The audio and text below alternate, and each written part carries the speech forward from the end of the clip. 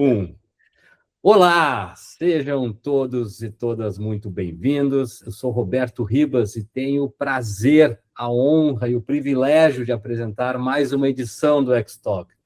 Nosso já tradicional bate-papo produzido pelo Grupo Brivia para falar sobre marketing, tecnologia, transformação, negócios e, é claro, inteligência artificial, porque não tem como falar de todos esses temas sem falar de inteligência artificial no mundo de hoje. Neste espaço, procuramos conectar, a partir de uma conversa fluida e leve, que eu espero que aconteça aqui de novo, aqui nós não tem muita formalidade, nós vamos bater um papo muito rápido e simples, os principais movimentos, tendências, fatores que impactam o cotidiano das pessoas, impactando o cotidiano das pessoas, impacta, obviamente, a dinâmica dos negócios, né? Porque a partir é para essas pessoas que esses negócios vivem. E a edição de hoje é a materialização mais clara desta proposta.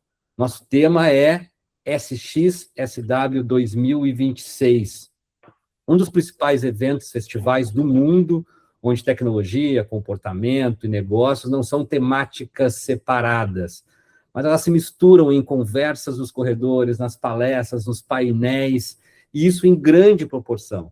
São milhares de pessoas que crescem a cada ano como executivos, criadores, líderes de tecnologia, marketing, criativos, né? Que representando mais de 90 países, pelo que eu sei da edição desse ano. Para os brasileiros, a XSW cada vez mais é um lugar de presença e cada vez com mais relevância, apesar de contas, o que está acontecendo e discutindo lá já faz parte também das conversas dos corredores e das salas de reuniões por aqui. A participação do Grupo Vivia já é uma tradição nesse evento. Nós estamos, participando sistematicamente. Aqui nós temos aí a Ju, que tem mais de, não vou falar o número de vezes, mas tem mais de uma década participando lá. Ela começou ainda no jardim de infância, ela começou a ir para a XSW, né? E tem aí traz aí toda a história do evento nas suas costas. O Rodrigo também participou de várias edições, eu tive o prazer de participar de algumas, né? Estamos aqui com mais de 20 anos de XSW nesse grupo que está aqui conosco hoje, né? Então, né? São 40 anos de XSW esse ano, né, Ribas? Metade dele está representado aqui, sem dúvida alguma, né? Então, a nossa delegação desse ano foi capitaneada pelo Rodrigo Link, né? Que é o nosso Manager Director da Prave, operação do Grupo Brivia focada em CX, e Juliana Nascimento, nossa CRO do Grupo Brivia como um todo. Sejam muito bem-vindos ao X-Talk, é um prazer enorme falar com vocês, e espero que eu consiga aqui deixar, cumprir o meu papel, que é simplesmente deixar vocês falarem e trazerem a experiência de vocês lá do evento. Eu acho que o seu papel vai ser fazer a gente parar de falar, no caso. Muito mais do que deixar a gente falar, porque tem dois aqui que falam, vamos combinar, né? Eu tenho uma dificuldade muito grande de fazer acabar o X-Talk, porque eu gosto muito dos nossos papos aqui. Por mim, nós podemos passar mais algumas horas aqui do nosso dia, né? Bom, vamos abrir um pouco falando sobre isso. Este ano foram mais de 50 mil, 60 mil pessoas, números nessas grandezas de participantes lá, e por isso eu posso dizer com certeza que nós temos 50 mil festivais diferentes, porque cada um que vai lá tem a sua, seu viés, o seu festival, porque é impossível consumir todo o conteúdo que está por lá. Então, a gente traz impressões. Eu queria trazer as de vocês nesse primeiro momento, Juliana. Me traz aí um pouco da tua perspectiva, da tua visão, do que você viu lá no SXSW 2026. Tá bom, eu costumo organizar, quando eu faço esses resumos, ou quando eu decanto o SX, e eu realmente acredito nisso. Eu acho que esse evento é um evento para o qual a gente vai, a gente vive ele, e aí você volta e precisa decantar ele um pouco. Então, para mim, as melhores conversas que eu tenho sobre South by são com esses 15 dias aí do evento, que você já meio que digeriu o overload de informação que ele é, porque ele é, por definição, né? E começa a enxergar, vamos dizer assim, os grandes movimentos, os grandes temas por detrás dele. E eu, esse ano, vi 5, né? O primeiro, o Ribas já falou aí bastante, e ele é mais... Aliás, ele não é mais um tema, eu chamaria ele de uma lente, que é IA, né? A gente viu falarem de IA até em palestra que não precisava falar de IA.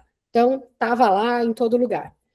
O segundo tema é um tema muito importante que eu ouvi em um bocado de sessões que eu escolhi, que é o tema da terceirização emocional. Quem cunhou, né, essa expressão foi nossa já conhecida Amy Webb, no Convergence Report dela desse ano. E terceirização emocional é um movimento que a gente está vendo acontecer, em que as pessoas estão usando os modelos, né, para criar companheiros, amigos, relacionamentos afetivos e até terapeutas. Terceiro grande bloco, que tem muito a ver com o que a gente faz no sentido, né, de ajudar os nossos clientes a desenvolver seus negócios, a armadilha da mesmice. A gente viu uma autora turca lá falando sobre um aspecto assim super interessante de como a maior parte das marcas está se amalgamando, está ficando parecida, né? Então ela foi falar disso e um dos executivos da Apple foi justamente fazer o contraponto de mostrar, né, como que um ponto de vista próprio e uma visão quase artesanal para os grandes movimentos de comunicação ainda cria relevância. Quarto ponto, quais são as habilidades que nós humanos vamos ter que desenvolver para viver nesse mundo novo, né? Que eu estou chamando nas palestras e downloads que eu faço de Human X, né? Porque a gente vai precisar, de novo, crescer e aprender muitas coisas novas. E, por fim, mas não menos importante, e aí o Rodrigo vai poder falar disso aqui com muita propriedade, uma mudança fundamental em interfaces, né? Porque cada vez mais a gente vai falar de interfaces conversacionais, né? A língua nossa idiomática, o idioma natural vai ser cada vez mais uma interface. Então, esses foram os meus 5, Ribas. Muito bom, vamos guardar aí para a gente poder aprofundar eles na sequência. Rodrigo, traz aí o teu evento. Bom, gente, primeiro, prazer estar nessa minha segunda edição do X-Talk. Prazer ter compartilhado essa jornada aí com a Ju, né, Ju, nossa primeira... Já fomos muitas vezes, tu muito mais, mas é a nossa primeira vez juntos. Então, e a primeira vez é sempre emblemática, né? Eu lembro minha primeira vez, pelo menos, a gente tem aquela ansiedade de descobrir um evento muito complexo, com muitos eventos. Cada pessoa tem um evento, como o Ribas falou, eu acho que isso que é o mais legal. E eu, até pelo meu foco de especialização, né, que é o CX, que é design, que é inovação, então eu tento sempre olhar por essa ótica de branding e de experiência, né, e produto. E eu, nos últimos anos, eu venho tentando justamente dar um foco nessas trilhas de design, porque naturalmente a gente acaba vivendo o SX também depois do próprio evento, que é o que a Ju estava falando aqui. Conforme a gente começa a interagir com as demais pessoas que participaram também, a gente começa a absorver um pouco desse conteúdo e se somar com as nossas experiências. E é muito rico isso. Então, tenho certeza que depois dessa conversa aqui, tanto eu quanto a Ju, né, que estávamos lá, nós vamos sair já uma oitava acima do nosso conhecimento, até porque contar o conhecimento também ajuda muito nesse processo de decantar, né, Ju, que você estava falando. Então, o meu SXSW, ele teve essa visão, assim, olhando o que todo esse comportamento de inteligência artificial está representando de forma prática na mudança das experiências dos clientes e das organizações. E quando a gente fala de experiência do cliente, a gente está falando de estrutura organizacional, do que a gente vai falar também na sequência, que é a orquestração, que é o novo... Vamos chamar até de um novo modelo mental que as organizações têm que adotar daqui para frente para o uso de inteligência artificial, não só para orquestrar todas as suas iniciativas, seja elas de negócio, de comunicação, mas de experiência, mas também de frameworks de gestão operacional, né? A gente vai precisar se adaptar cada vez mais a como o nosso modelo operacional, organizacional, ou seja, a nossa forma de fazer gestão vai ter que se adaptar cada vez mais para o uso de inteligência artificial, que durante muitos anos, a Ju e o Ribas podem me apoiar aqui, era uma grande trend, né? E te falava qual que ia ser o impacto futuro da AI, né? O que poderia vir a partir de AI. E agora isso não é mais sobre isso que a gente fala. No final do dia, isso já está superado, praticamente. Agora, como que é essa adaptação nossa nessa nova realidade? E aí está gerando inseguranças, né? Muitas pessoas, né, tentando entender qual que é o seu papel, né, dentro das organizações, dentro do seu trabalho atual, se agora aquele monte de tarefas repetitivas, eles podem ser facilmente executadas por AI, sobra da agência humana, né, Ju? E aí eu queria que tu falasse um pouquinho depois mais sobre isso, porque a Ju olhou muito transversal, né, Ju? E eu dei um foco, então acho que essa nossa costura vai ser legal. Então, muitos desses temas, né, a gente viu, por exemplo, o John Maeda, que ele tem todos os anos, há mais de 10 anos, acho que é o 11º ano dele, que ele faz sempre um Design Tech Report. John Maeda é o diretor, é o vice-presidente de Design e AI hoje dentro da Microsoft, e é um grande pesquisador, autor de diversos livros. Então ele vem desde os primórdios. Esse ano ele contou a história falando do design e tecnologia, né, nos próprios reports que ele trouxe, desde todo o processo de UX, das interfaces sendo amplamente disseminadas no mundo dos negócios, né, e como que a experiência do usuário e a construção de telas era muito importante. E agora a gente está vendo, já partindo do princípio que o mundo de agentes de AI já fazem parte do nosso dia a dia, né, a gente precisa olhar para essa experiência conversacional entre agente e ser humano, mas e como que a gente produz os nossos conteúdos e as nossas estratégias para que os demais agentes consigam ler.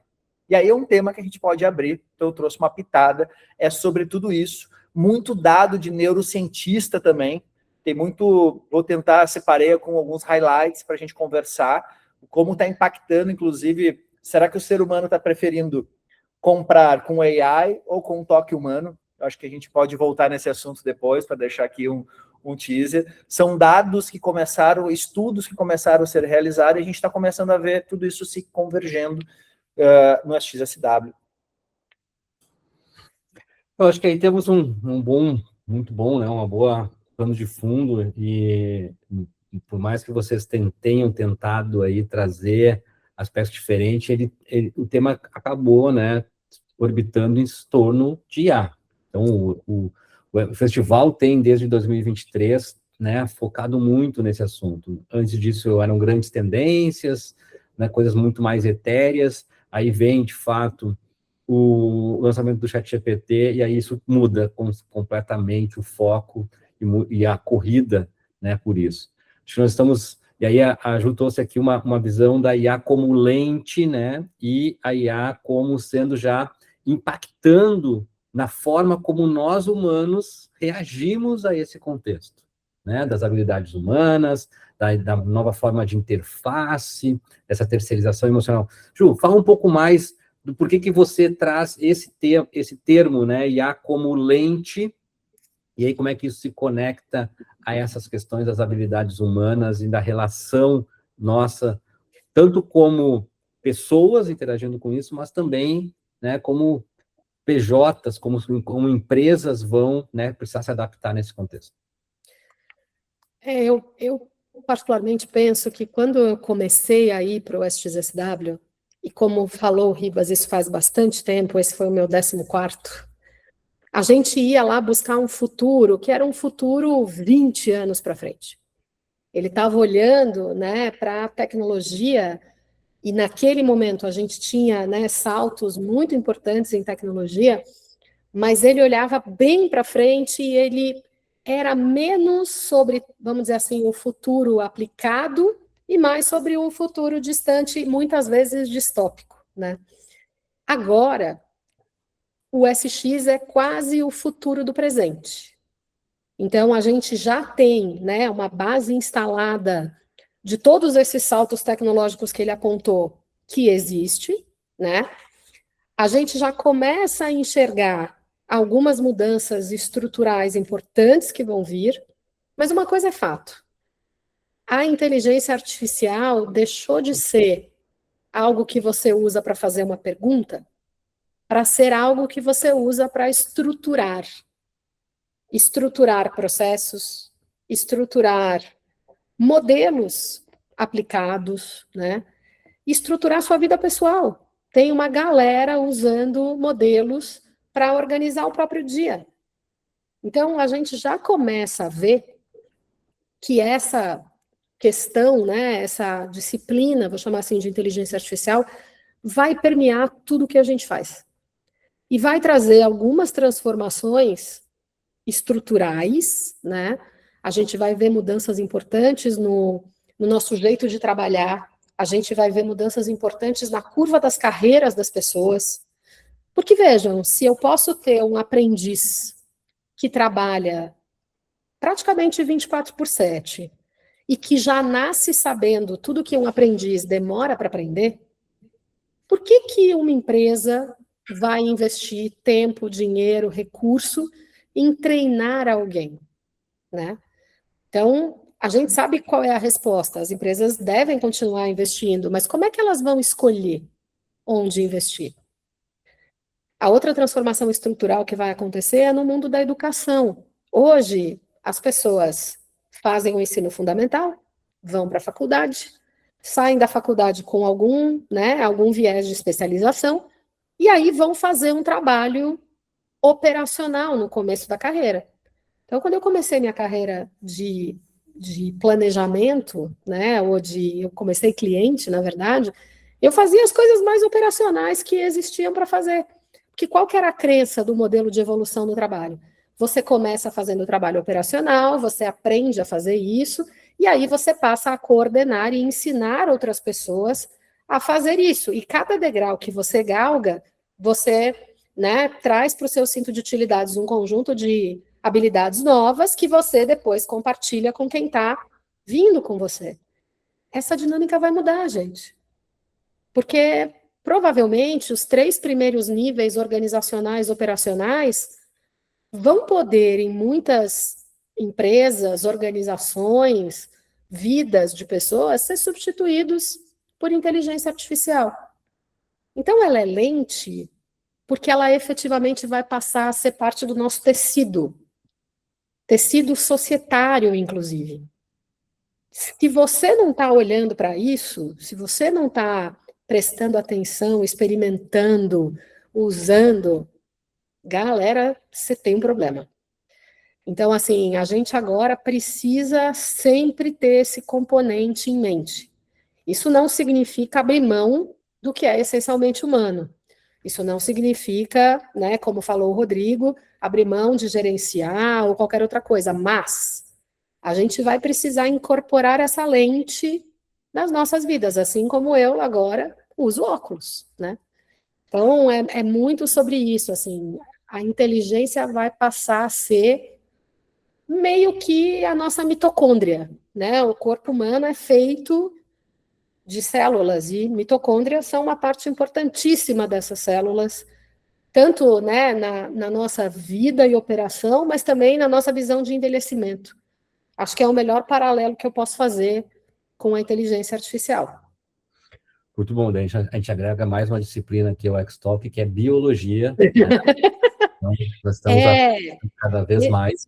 E, Rodrigo, olha só, a Ju trouxe aqui uma necessidade de remodelagem, né? De reorganização, até mesmo de raciocínio sobre como que eu treino pessoas, como que eu organizo processos para treinar pessoas. Nós temos, de um lado, né, um relatório não tão recente, mas que a gente não consegue mais falar que um relatório de 6 meses é recente, pela velocidade que as coisas acontecem, mas um relatório de 6 meses atrás que diz que 95% das iniciativas de implantação de IA, elas naufragam. Um relatório do MIT. Agora, por que existe essa distância entre efetividade do uso de IA nas organizações, sendo que a gente sabe que elas precisam ser inseridas? Aonde que nós estamos errando? Como é que isso tem conexão com engenharia de processos, design de processos, metodologia de trabalho? Bom, Parece que a gente ensaiou o jogo, né? Mas assim, eu estava justamente pegando um gancho da Ju aqui, eu acho que pegou o mesmo gancho, né? E aí eu vou resumir numa frase, assim, algo que eu vi em muitas palestras e muitas conversas, né? Que basicamente é: humanos decidem, sistemas executam. E aí a gente entra como que a gente, partindo então do princípio que a AI ela já faz parte das organizações, e as organizações de sucesso, elas não é mais uma condição o uso de AI. É como assim, não é mais uma condição nós utilizarmos internet. Qualquer organização, seja online ou seja um estabelecimento público, precisa ter acesso e estar digitalizada. Então, agora, o ponto é aonde a gente começa a olhar para os nossos processos, entender que várias tarefas ao longo desse processo, eles serão substituídos por inteligência artificial. Agora, acho que a pergunta é, então quando eu redesenho todos esses meus processos, lógico que eu tenho que ter um olhar cada vez mais profundo, cada vez mais humano, cada vez mais empático para construir uma arquitetura sistêmica. Então, cada vez mais vai ser exigido da gente, no primeiro momento, ter uma visão sistêmica de uma organização. Parece uma coisa filosófica, mas é prática, entender a organização como um todo. Porque a gente foi educado, inclusive, a aprender a executar boas tarefas. A Ju contou a história dela aqui, da ascensão dela na carreira dela como planejamento, até chegar hoje, né, como a nossa diretora. E eu vou aprendendo a executar tarefas bem, e com isso eu vou crescendo, né? Agora, quando a gente olha num processo hoje, né, e que muitas dessas tarefas vão ser executadas em looping, e eu acho que o conceito, inclusive, do agente, né, ele é colocar em looping uma série de tarefas, né? Em que momento entra o humano? E aí a Ju trouxe um outro ponto. Estou pegando vários ganchos teu aqui, hein, Ju? Que é a questão do craft, né? Eu ouvi muito também falar isso, como que também até a gente sempre buscou a excelência em qualidade em tudo, né? E que a autenticidade agora vem também até essa falha, essa licença poética de ter... O John Maeda trouxe, eu me esqueci o nome agora, no Japão, tem uma técnica de restaurar objetos quebrados, não sei se vocês já viram, que tu restaura, tu pega toda... Imagina uma louça que foi quebrada, uma xícara, né? E tu recola ela de novo, utilizando ali detalhes em ouro, né? Então aquilo ali vira uma peça única, um craft muito autêntico, que não existe duas peças igual aquela. Então essa autenticidade do craft, ela vai ser fundamental para poder diferenciar as organizações. No final do dia, se todo mundo vai ter acesso à execução de tarefas em escala, a gente vai conseguir entregar muito mais. Como que a gente vai conseguir se diferenciar de forma consistente? E aí, voltando para o processo de desenho, então, desses sistemas, né? Aonde que o ser humano pode entrar como árbitro nessa jornada dessas experiências, desses processos?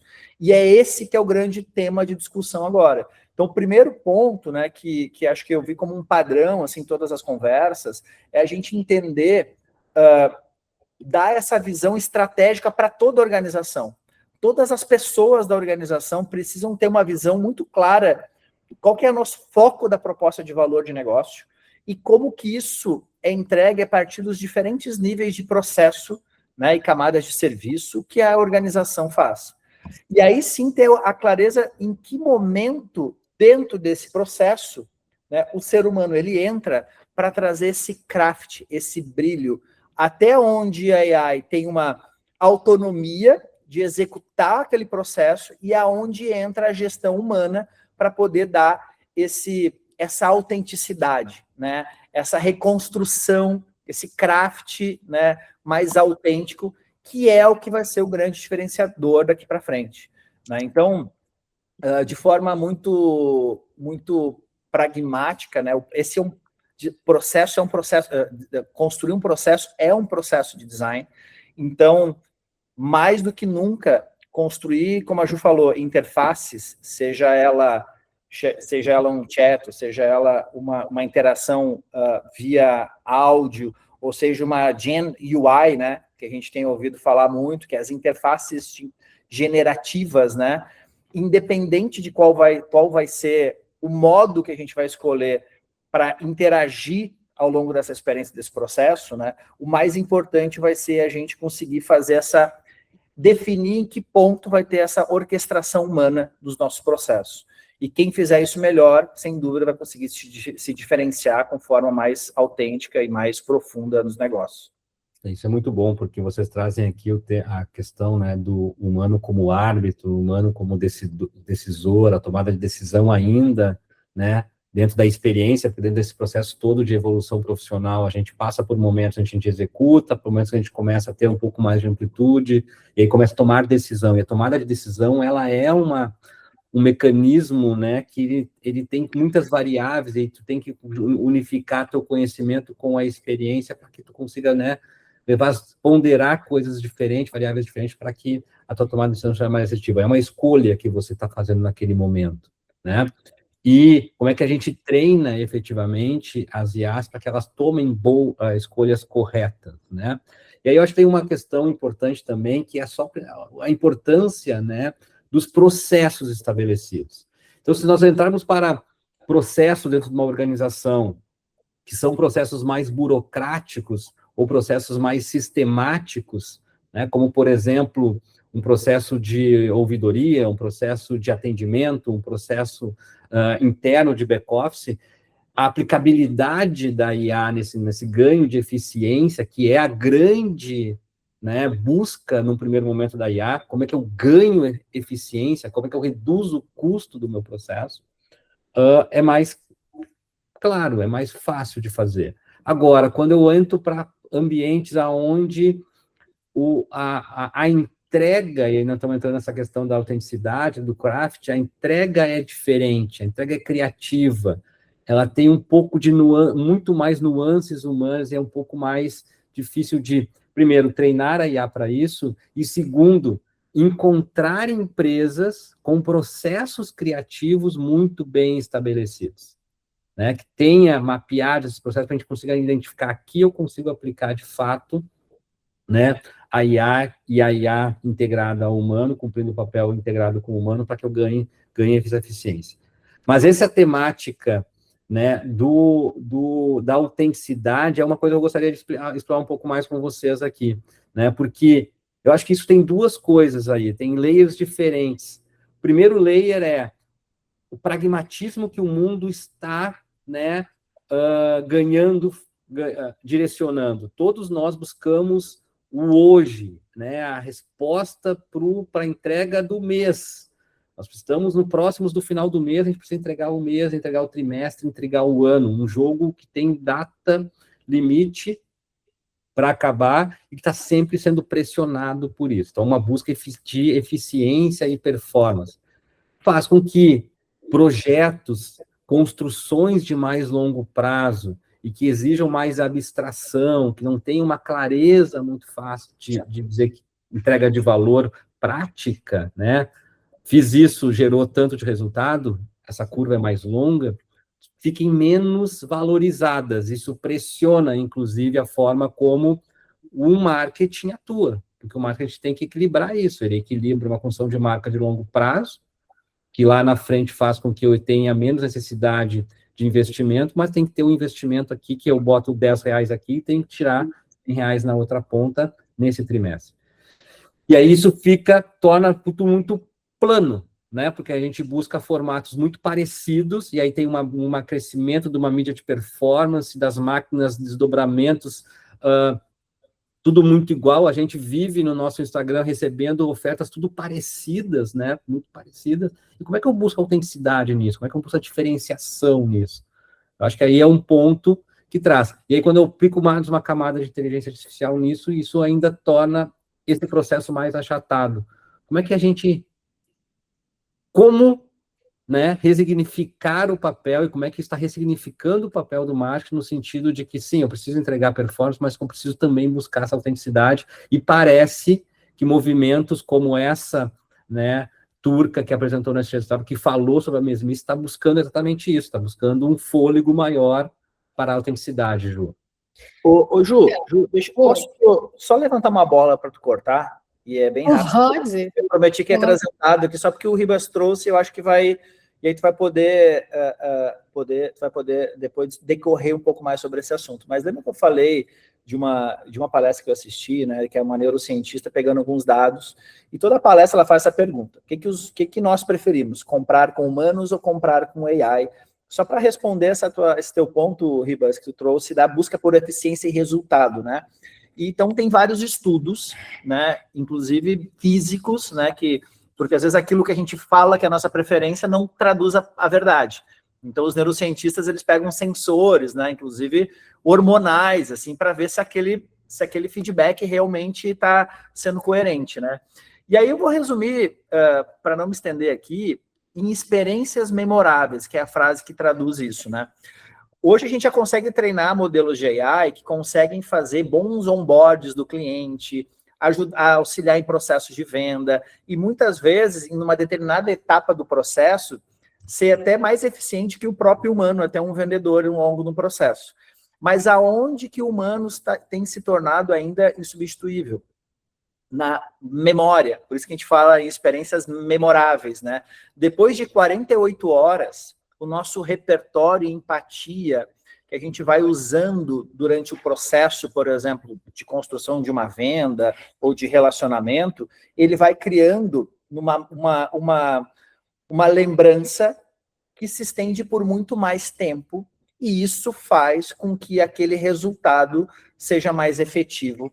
Então, sim, tem etapas ao longo da jornada que utilizar, né, de agentes, por exemplo, de AI, de bots, vão ser muito eficientes, mas e aí acho que é o dado que a gente vai ter que ir atrás, né, que é como que a gente se concentra para construir cada vez mais essas experiências memoráveis, que vão se estender por mais tempo dentro da memória dos nossos clientes, dos nossos atores, do ecossistema da nossa organização, que no final do dia é isso que vai fazer com que a gente supere, né, e consiga trazer resultados consistentes. Eu acho que tem absolutamente um peso enorme, né, nessa questão da memorabilidade das marcas.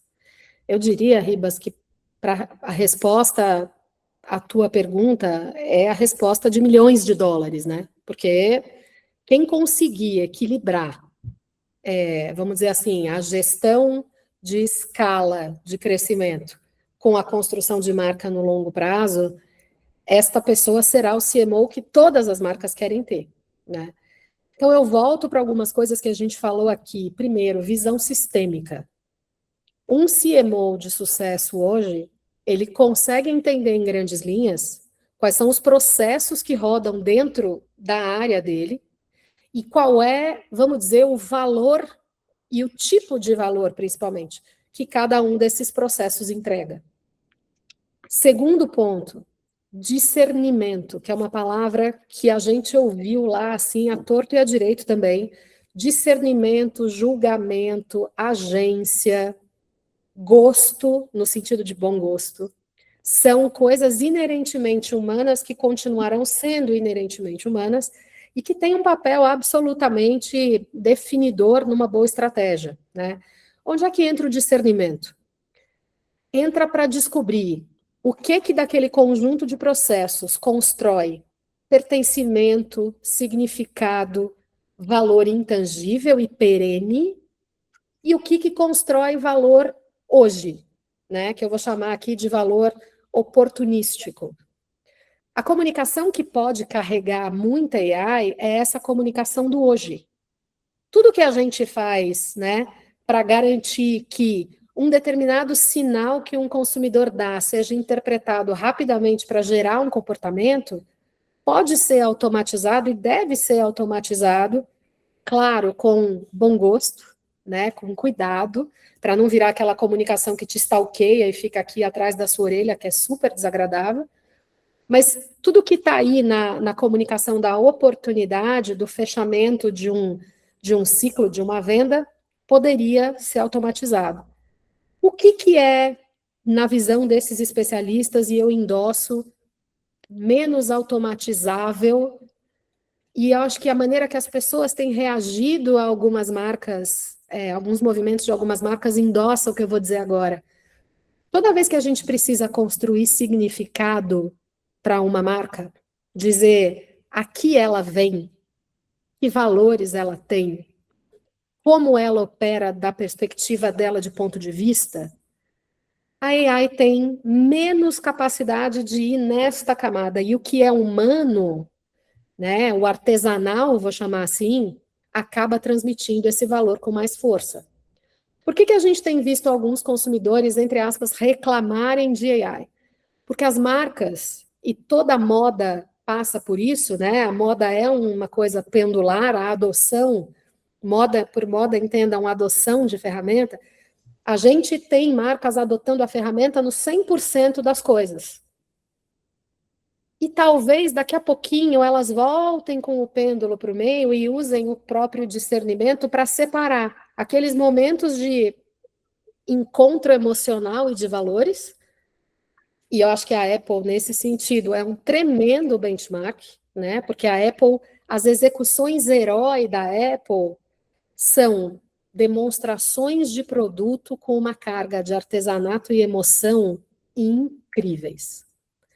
Então, assim, olhem a campanha de privacidade, depois a gente pode colocar aqui nos comentários, olhem a campanha de privacidade do Safari, olhem a campanha de auxílio à escuta, à audição com EarPods. Gente, são demonstrações de produto, de uma sensibilidade e de uma humanidade impressionantes. Sim. Agora, alguém tem dúvida de que o compre agora da Apple está sendo, sim, instrumentado por AI? E deve ser, né? Então, eu acho que é um pouco sobre isso. Quando você junta visão sistêmica, discernimento e essa visão do que é temporal, do que é perene, você consegue criar o seu arcabouço de onde apostar mais num lado, onde apostar menos do outro, né? E o mais difícil, o mais desafiador, hoje, com a quantidade de fontes de dados, origens, pilares, plataformas, mensagens que um marqueteiro tem que dar, é acompanhar esse rolê todo acontecendo em tempo real. Então, falou-se muito, né, sobre a agência no evento, e falou-se muito sobre um fato que é meio inexorável, que a gente, daqui a pouquinho, todo mundo vai ser orquestrador de IA, em maior ou menor nível, né? E essa capacidade de gerir, como falou o Rodrigo, de orquestrar nesse sentido, depende de estruturas e ferramentas robustas para fazer com que isso não doa tanto. Então, a gente aqui tem, né, um bicho, não por acaso, que é a orquestra, que faz isso, que ajuda a turma a fazer isso, né?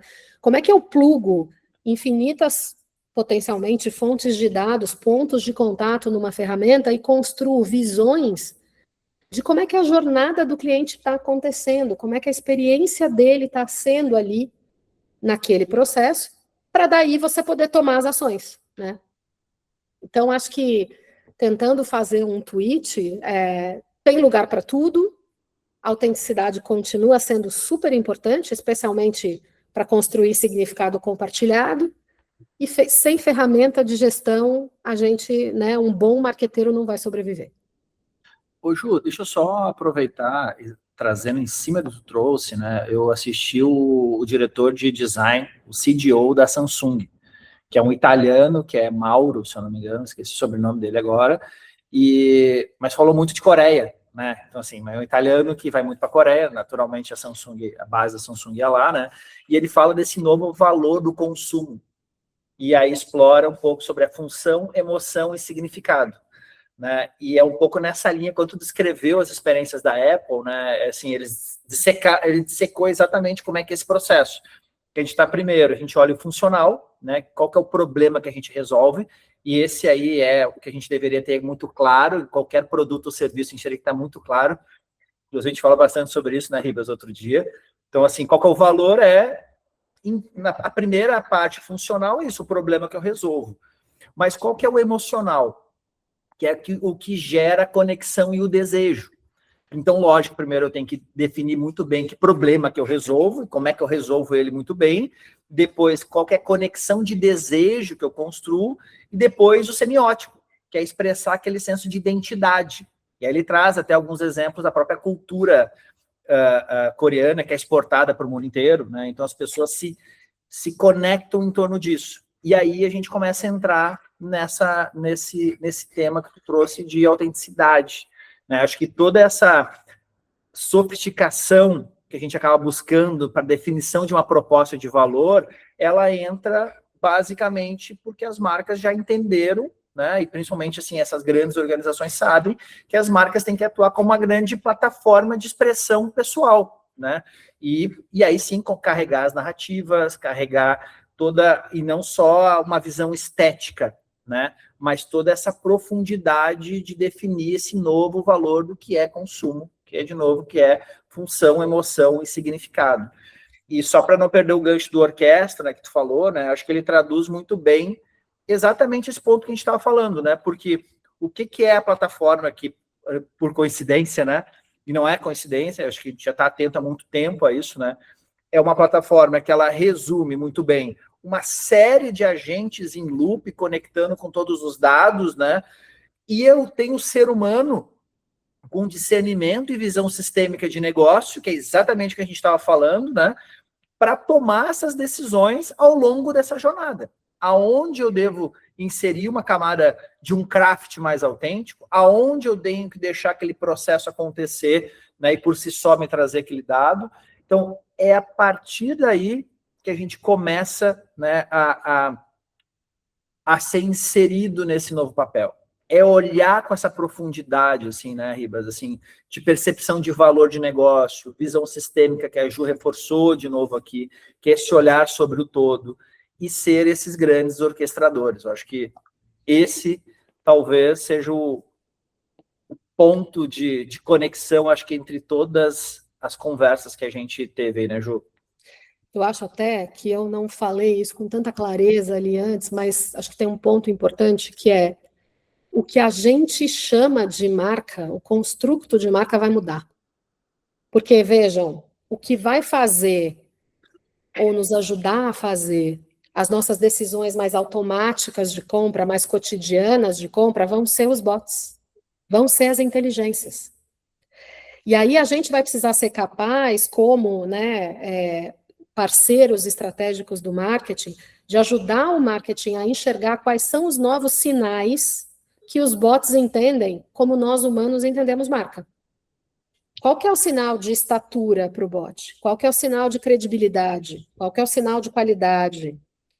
Porque a gente construiu marcas para significar todas essas coisas, né?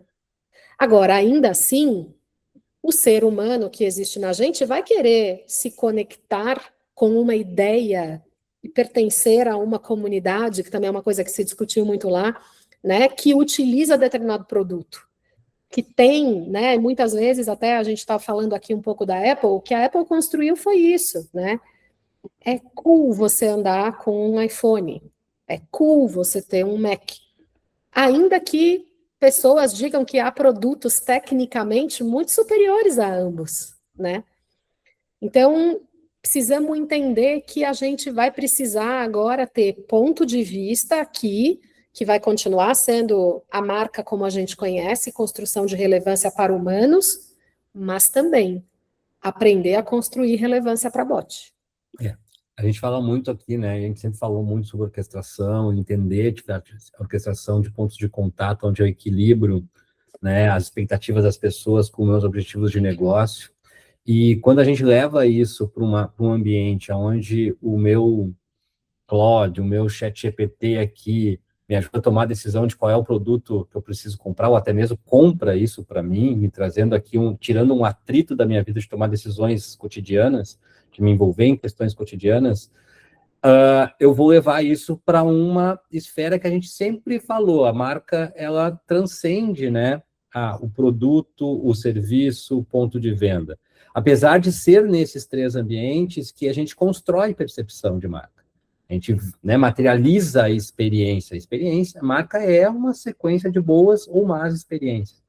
E aí, nesses pontos, a marca é materializada. Mas daí vamos ter que trazer uma camada efetivamente de valor e como treinar efetivamente, como perceber efetivamente quais são os valores que fazem com que esse ChatGPT leva em consideração na hora da compra, né? Mas eu queria trazer um outro aspecto também para tudo isso, porque nós estamos falando aqui de coisas que as marcas deveriam fazer, né? E a gente volta de eventos assim com uma clareza, né, às vezes muito posta de que, bom, agora eu preciso mudar. Mas daí a gente volta, antes de pegar o avião e antes de desembarcar aqui de volta, já tem uma lista de coisas para fazer do dia a dia que a gente precisa correr atrás, inclusive dentro dessa pegada, né, de imediatismo, de performance, entregar o mês, né?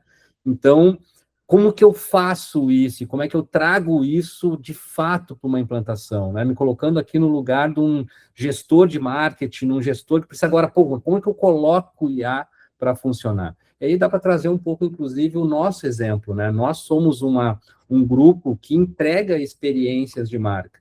E nós estamos há 2 anos, pelo menos aqui, exercitando e construindo formas de acelerar a nossa entrega e melhorar essa entrega a partir do uso de agentes de IA, né? Eu acho que um ponto fundamental desse processo, e aqui eu trago em cima desse aprendizado, é que muitas vezes a gente tem camadas desse processo, uma camada de cultura, de adaptação, de fazer com que as pessoas entendam, né, e como que elas trazem isso para o seu cotidiano. Eu acho que nós passamos por isso nas organizações, na vida das pessoas, e aí, nesse sentido, a IA, ela não é organizacional, ela é um shadow IT, porque as pessoas estão usando isso, né, no seu dia a dia, cada um de uma forma que deve ser utilizado. Aí eu preciso passar por uma segunda etapa de como é que eu trago isso para o meu processo, para a minha organização, e aí a gente tem primeiro choque de realidade, o processo, o método de trabalho, né? Mostra que tem clareza nesse método de trabalho, que esse método de trabalho ele é sistêmico de fato, e eu tenho onde construir formas de melhorar esse processo, né? De entender. E aí eu trago um pouco de um exemplo, eu gostaria de mostrar e discutir com vocês, que é assim, dentro do nosso modelo de trabalho do Briviar, nós estamos desenvolvendo agentes, né? Que tem um foco de performance, tem um foco de fazer mais com menos, mas tem um foco também de fazer melhor coisas que às vezes a gente deixa escapar por essa velocidade.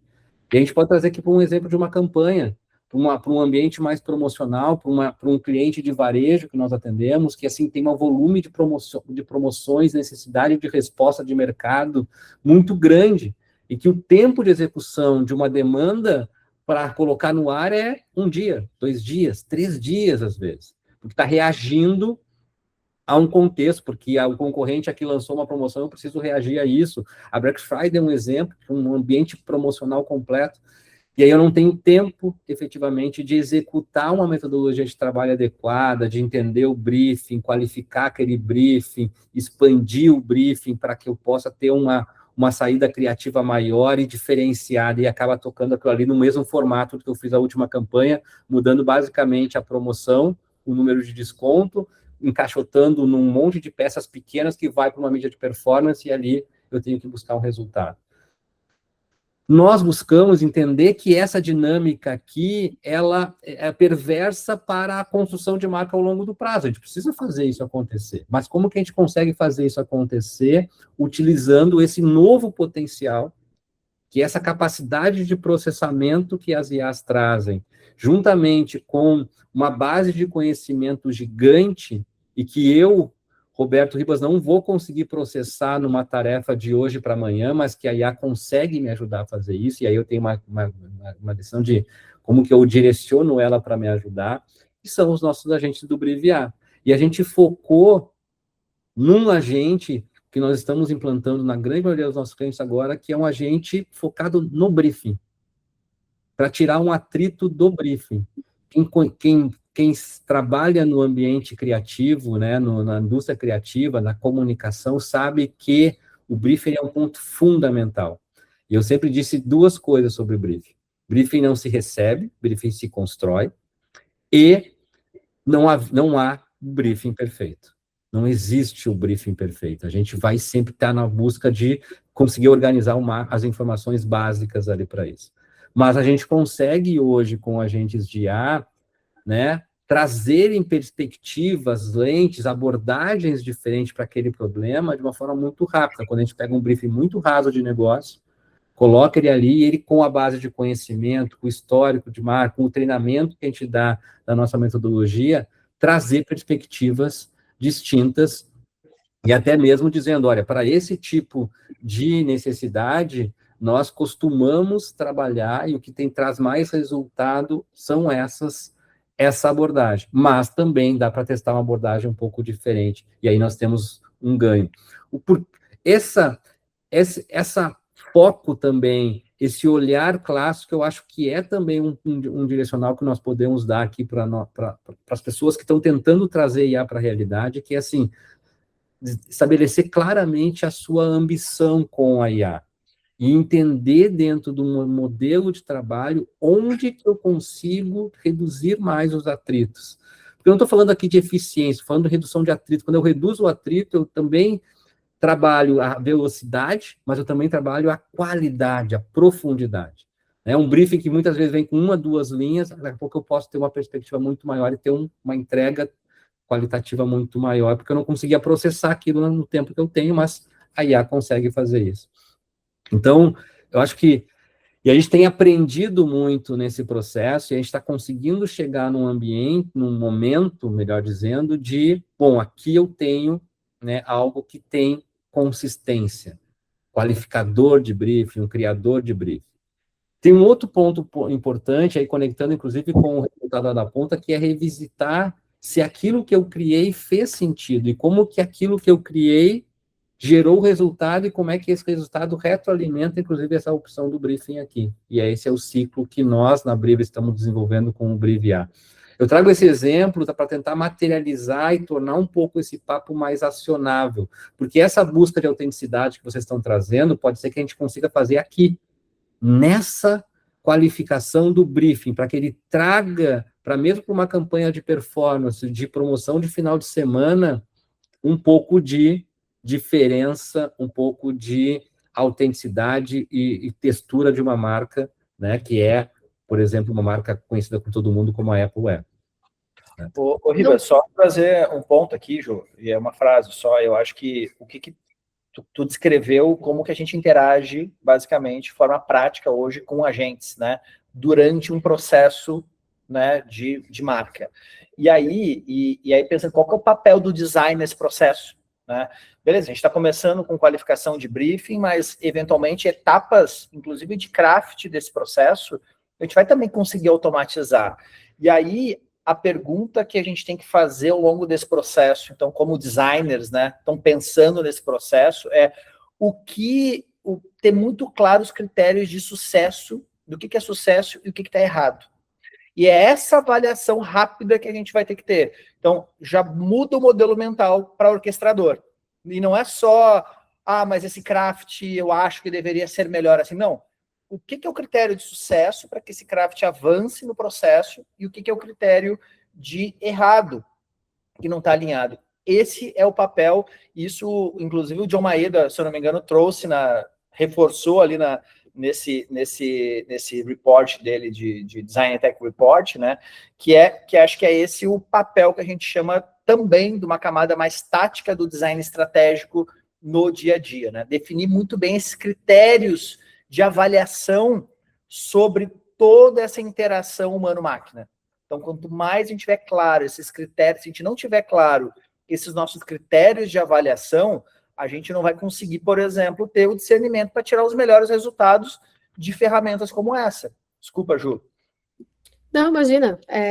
O que eu ia dizer não é porque a gente está falando de uma comunicação que eu vou chamar de comunicação oportunística, estamos falando ali de uma oferta, que ela não é uma comunicação que vai carregar todos os traços de uma marca, né? Então, assim, claro, enquanto nós humanos estivermos decidindo 100% dessas comunicações, é óbvio que a gente vai embarcar tudo que a gente puder transladar ali. E aí, voltamos lá, né? Como falou o Ribas, a nossa atuação aqui é um exemplo claro de como a gente combina a visão sistêmica e discernimento. A gente fatiou o processo, entendeu quais eram os lugares que a gente poderia começar gerando mais valor, que quando entra ruim não tem como sair bom, então claro que o briefing é o ponto de saída, né?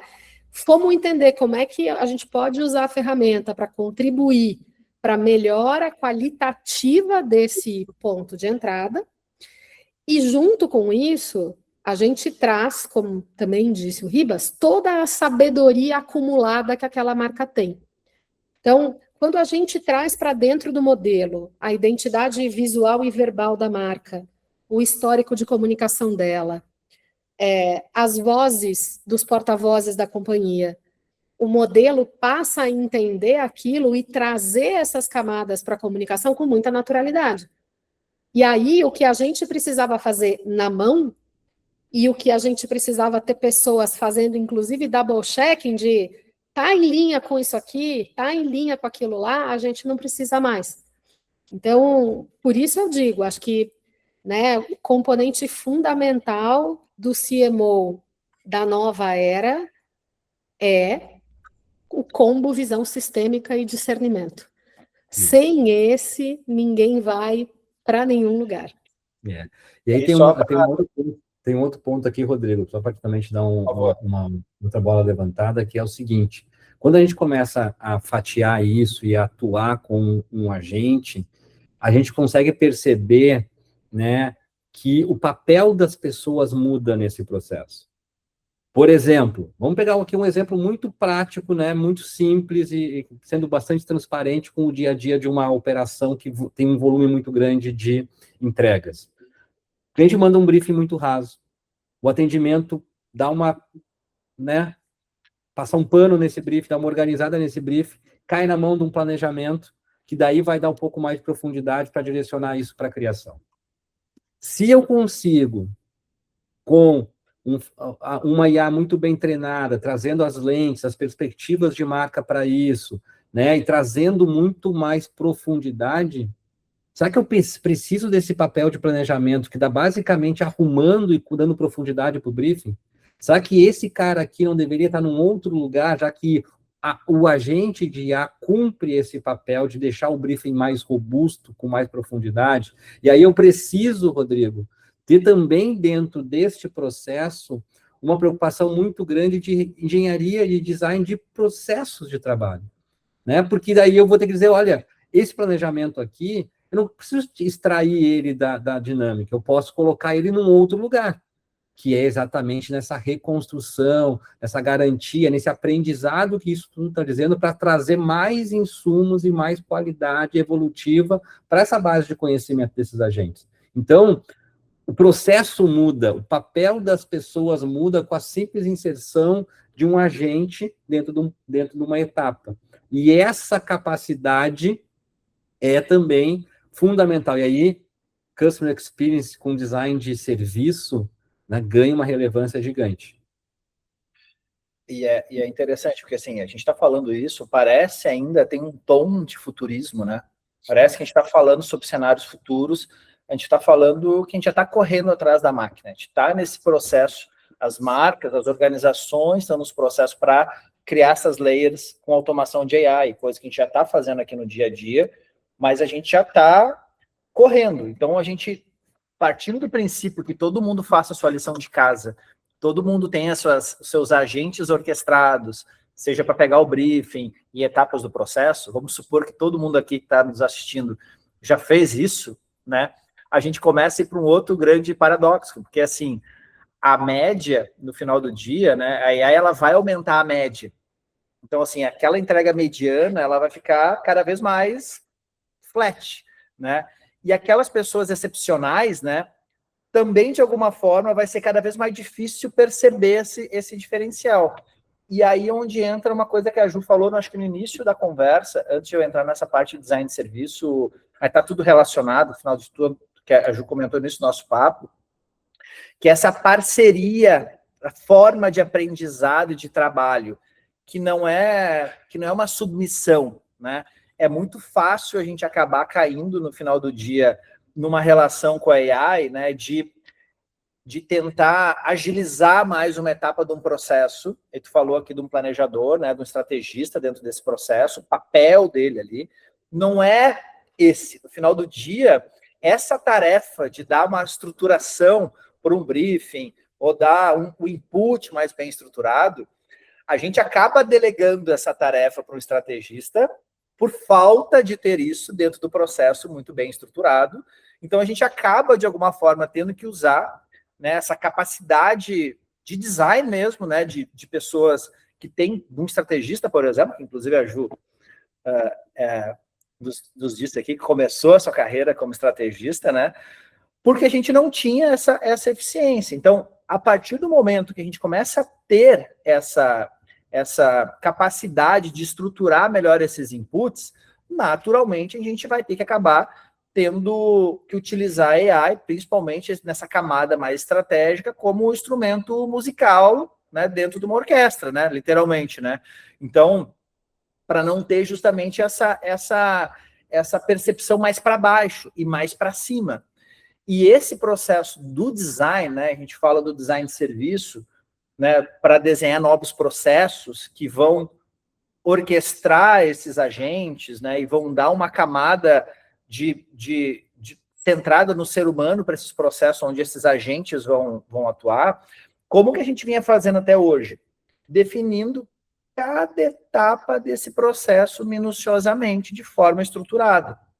Isso ainda é necessário, mas agora a gente precisa olhar ainda pelo um outro prisma, que é justamente isso que a gente está falando. Eu preciso que os estrategistas, os designers, né, comecem a olhar isso de forma integral, esses processos de forma integral, entender o que é um loop dentro desse processo e aonde que a gente vai ter a agência humana, que é o que a Ju também falou no início do nosso papo, né, Ju? E aí acho que é até legal depois trazer um pouco disso, que é essa nossa profundidade, é o nosso repertório, essas nossas histórias, que vão criar esses elos emocionais e vão criar esses crafts, essas entregas acima da média. Então, é usar de toda essa capacidade de amplificação que a AI vai ter, e não para nos colocar nessa média. Esse é o grande ponto. E o design, né, e o CX, e aí eu estou tentando, talvez esteja puxando a brasa um pouco pro meu assado aqui, né, mas ele é essa grande competência, vamos dizer assim, para nos ajudar justamente a olhar, a projetar tudo isso de forma mais estratégica. Senão a gente corre também o risco de muito rapidamente ficar nivelado pela média em tudo. Isso aí. Gente, nosso papo aqui está muito bom. Nós temos aqui assunto para mais algumas, né? Mas eu preciso, de fato, né, cumprir aqui com o nosso horário e finalizar a nossa conversa. Mas antes disso, eu queria, né, duas palavras, ou, né, uma ação, ou melhor dizendo, uma ação que vocês diriam para quem está aí num papel de gestão, papel de liderança, e que precisa pegar todo esse assunto, todos esses temas que nós transitamos aqui, e dizer assim, faça isso, é o primeiro passo. Rodrigo, para ti, o que é o teu primeiro passo? Qual é a ação mais, né, direta que alguém precisa fazer hoje para começar a trazer isso para o seu dia a dia? Reimagine todo o seu modelo operacional e seus processos a partir dessa nova ótica, a partir dessa nova lente, que ajuda o exemplo aqui dos óculos dela, né? E não da mesma forma como a gente fez e tente colocar AI, mas busque reimaginar. Esse eu acho que é o primeiro ponto, né? A partir dessa nova matéria-prima. Senão, acho que a gente corre um grande risco de cair naquele dado que tu trouxe, o que é a falha que a gente traz nessa transformação. Ju. Experimente, teste e não tenha medo de dizer que não sabe. Ninguém tem todas as respostas agora. E o que eu acho que eu vejo também, assim, todas as conversas que eu estou tendo sobre o evento, é muito importante você ter uma rede, acho que nunca foi tão importante para um profissional, né, que está numa liderança mesmo estratégica de uma disciplina, ter capacidade de troca. Então, troque. Tenha parceiros que trazem conhecimento para sua mesa e não só, né, que implementem com, vamos dizer assim, com uma metodologia pré-estabelecida. Tenha amigos e colegas de trabalho com os quais você troca. Porque, galera, a gente vai viver, se estamos falando de reimaginar, como disse o Rodrigo, todos nós vamos errar bastante e vamos acertar bastante. E o jeito mais fácil, isso eu aprendi quando eu era trainee, vejam bem, com o meu mentor na época, o jeito mais fácil de aprender é prestando atenção nos erros dos outros, porque a gente não precisa sentir a dor deles. Muito bom, gente. Muito obrigado. Foi um papo excelente. Tenho certeza de quem conseguir ficar aqui até o final vai sair daqui com muito mais bagagem do que entrou. E, como eu disse, eu tenho o prazer, né, de conduzir esses assuntos. Eu acho que hoje eu cumpri muito bem o meu papel de deixar vocês falando. Vocês falaram muito bem. Até a próxima edição do X-Talk, e que seja sobre assuntos muito qualificados, e eu tenho certeza que vai transitar por inteligência artificial, porque esse é o tema de muito tempo ainda. Até mais. Valeu, Até, gente. Obrigado. Tchau, tchau.